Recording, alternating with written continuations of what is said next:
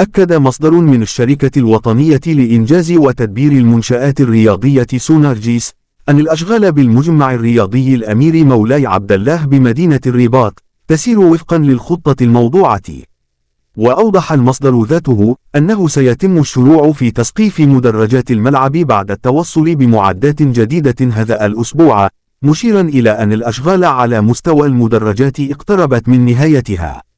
وأضاف المسؤول بشركة سونارجيس أن مدرجات ستكون مغطاة بالكامل ومبنية على 3 طوابق وفقا لمجموعة من المعايير الحديثة على مستوى البناء والولوجيات، كما سيتم اعتماد نظام إنارة جد متطور سواء داخل رقعة الملعب أو في المدرجات ثم المرافق الخارجية، وسيتم الشروع خلال الأيام المقبلة في تثبيت الكراسي بالمدرجات.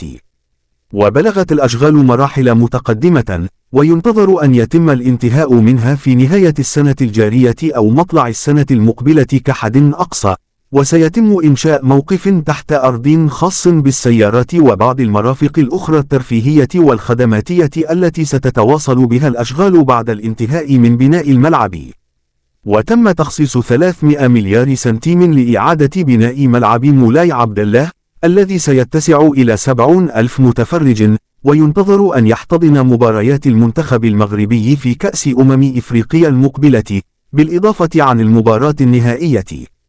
وخصص مبلغ 65 مليار سنتيم لبناء ملعب مجاور خاص برياضة ألعاب القوى تبلغ طاقته الاستيعابية 25,000 متفرج، بالإضافة إلى 55 مليار سنتيم لبناء مواقف للسيارات تحت أرضية بطاقة استيعابية مهمة، و40 مليار سنتيم للممرات والمداخل، و9 مليارات لإعادة تأهيل القاعة المغطاة متعددة الرياضات، و5 ملايير لتشييد مقر جديد للجنة الأولمبية المغربية.